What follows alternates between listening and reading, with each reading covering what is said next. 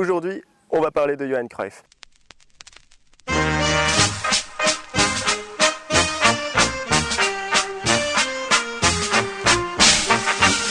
Alors Johan Cruyff, vous le connaissez, c'est une figure emblématique dans l'histoire du foot, que ce soit avec l'Ajax, les Pays-Bas ou le FC Barcelone, aussi bien en tant que joueur qu'en tant qu'entraîneur. Et c'est également l'un des plus grands joueurs de l'histoire à n'avoir jamais été champion du monde, à l'instar des Platini, Zico et autres Puskas. À la fin des années 60 et au début des années 70, les Pays-Bas se retrouvèrent inscrits sur la carte du football européen grâce à l'épopée de l'Ajax en 1969 qui fit tomber le grand Benfica Lisbonne d'Eusebio en demi-finale de Coupe d'Europe des clubs champions. Cette demi-finale s'était jouée à l'issue du match d'appui, puisqu'à l'époque il n'y avait pas de tir au but, et comme il y avait eu match nul à l'issue des matchs allés et match retour, il y eut un troisième match qui se déroulait sur terrain neutre, et ce match eut lieu dans le stade de Colombes, un stade bien connu des amateurs de rugby, puisqu'il s'agit du stade du Racing Métro 92, enfin du futur ancien stade du Racing Métro 92. Malheureusement pour les Lanciers, ils perdirent en finale face au grand Milan AC de Gianni Rivera et Cesare Maldini, et l'année suivante, en 1970, ce sont leurs grands rivaux du Feyenoord Rotterdam qui devinrent le premier club néerlandais à remporter la C1. Et s'en suivra après le triplé de l'Ajax. Et ce triplé, il aurait pu se poursuivre bien plus longtemps sans le départ précipité de Cruyff vers le FC Barcelone. À cette époque, en 1973, Johan Cruyff est le capitaine de l'Ajax qui survola la C1, et je vous recommande le quart de finale contre le Bayern Munich qui est un pur chef-d'œuvre. Mais ses coéquipiers commençaient peu à peu à en avoir marre de lui, car c'était la star de l'équipe et en tant que star, il bénéficiait de certains passe-droits et les autres non. Et cela a créé une petite cassure au sein du vestiaire. Et il va tomber des nues en 1973, enfin à l'aube de la saison 1973-1974, car c'est par un vote à main levée que fut désigné le capitaine de l'Ajax pour la saison à venir.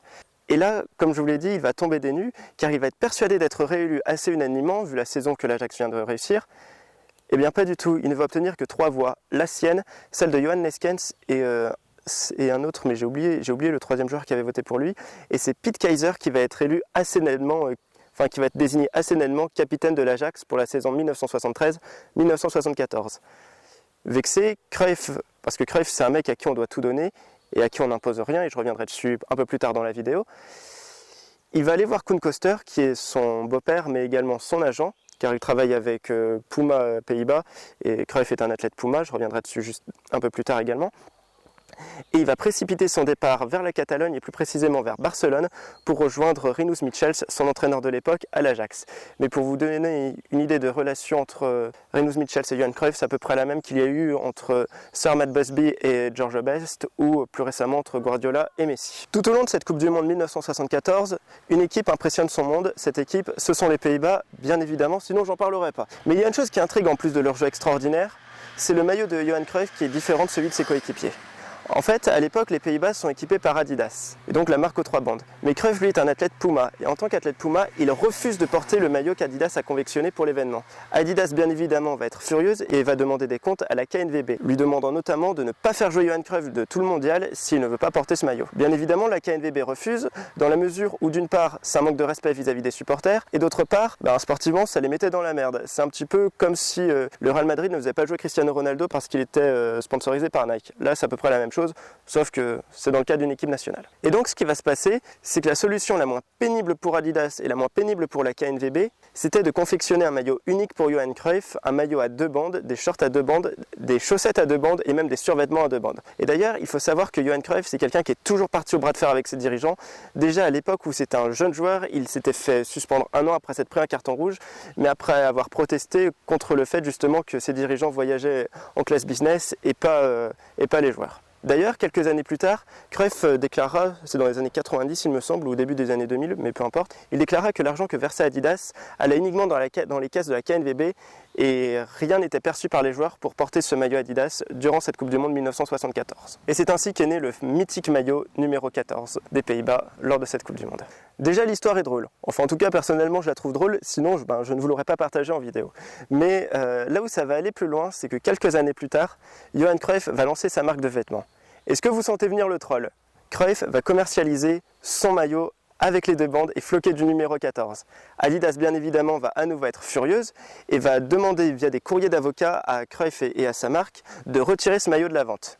Cruyff va refuser, disant que ce maillot avec 2 bandes et ce numéro 14 est bien trop identitaire à lui. Et donc forcément ça ne plaît pas à Adidas. Mais À ce jour, Adidas n'a pas obtenu gain de cause puisque ce maillot est encore disponible en vente sur le site de la marque de Johan Cruyff. Et d'ailleurs, si ça vous intéresse, le lien est en bas dans la description. Alors, ce n'est pas un placement de produit, je ne suis pas rémunéré par le site de la marque de Johan Cruyff, c'est dommage, j'aurais bien aimé, si ça se trouve le maillot est dégueulasse, enfin bref. Si ça vous intéresse, c'est dans la description. Donc si à la fin des années 60, Georges Best fut la première star du football, Johan Cruyff lui en fut son premier ambassadeur dans la mesure où il a instauré les agents de joueurs, les contrats de sponsoring. Il a même fait un album, c'est d'ailleurs la musique de l'intro de cette vidéo si j'ai bien fait le montage. Et Johan Cruyff, il a instauré tout ça. Même, je ne vais pas dire les transferts, même si le départ de Johan Cruyff de l'Ajax vers le Barça, c'est aussi l'un des symboles du foot business, je dirais pas actuel vu que l'arrêt Bosman a eu lieu bien après, mais voilà, c'en est l'un des symboles également. Et aujourd'hui d'ailleurs, certaines marques utilisent des joueurs pour leur propre gamme de vêtements, notamment Lionel Messi chez Adidas qui a sa propre gamme de vêtements et Cristiano Ronaldo qui a sa propre gamme chez Nike. Et d'ailleurs, il me semble que pour ce dernier, il a également une marque de vêtements de luxe, mais ça, ce sera à me confirmer dans les commentaires car je n'en suis pas sûr. Et on se quitte avec la question du jour, de quelle couleur était le maillot orange des Pays-Bas lors de la Coupe du Monde 1974 ? A, orange, B, vert. Vous avez 5 minutes pour répondre en commentaire et de notre côté, on se retrouve très prochainement pour une nouvelle vidéo. D'ici là, portez-vous bien. Allez, salut!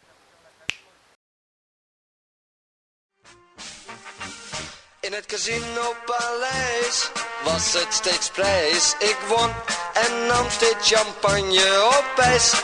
Maar de croupier werd steeds bleker rooier. En de chef kreeg een kleur van heel oude thee.